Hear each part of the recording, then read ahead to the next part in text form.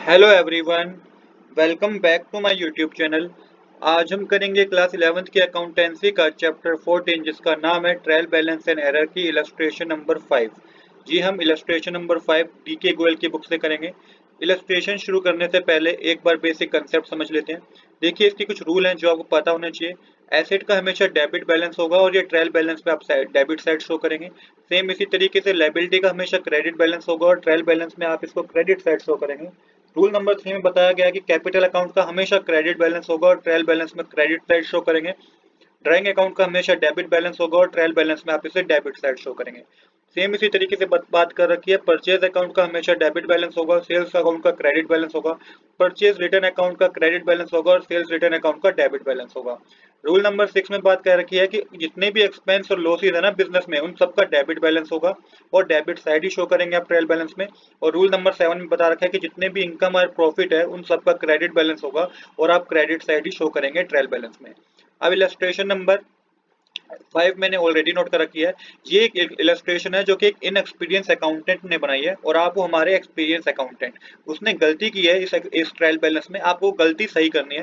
तो सबसे पहले कैश इन हैंड को डेबिट बैलेंस में लिख रखा है 4100, ये तो उसने सही लिखा है। कैश इन हैंड का डेबिट बैलेंस होता है तो यहाँ पे डेबिट बैलेंस मेंशन कीजिए 4100 रुपीज, क्योंकि एक एसेट है। मशीनरी भी एसेट है तो इसका भी डेबिट बैलेंस होगा 25,000 रुपीज। परचेज हमेशा डेबिट बैलेंस होता है परचेज का, तो इसको भी डेबिट बैलेंस में लिखिएगा 66,200। सन्ड्री डेटर एक एसेट है, एसेट का हमेशा डेबिट बैलेंस होता है तो 24,300 को भी डेबिट साइड लिखिए। कैरेज इनवर्ट जो है वो एक तरीके से एक्सपेंस है, एक्सपेंस का भी हमेशा डेबिट बैलेंस होता है 1800 रुपीज। कैरेज आउटवर्ड्स भी एक्सपेंस होता है, यहाँ पे क्रेडिट साइड लिखा हुआ है, ये इसने गलती कर दी, आपको सही करके इसको डेबिट साइड ही लिखना है 700 रुपीज। वेजेस भी एक्सपेंस है, वेजेस को डेबिट साइड आपको मेंशन करना है 17,500 रुपीज।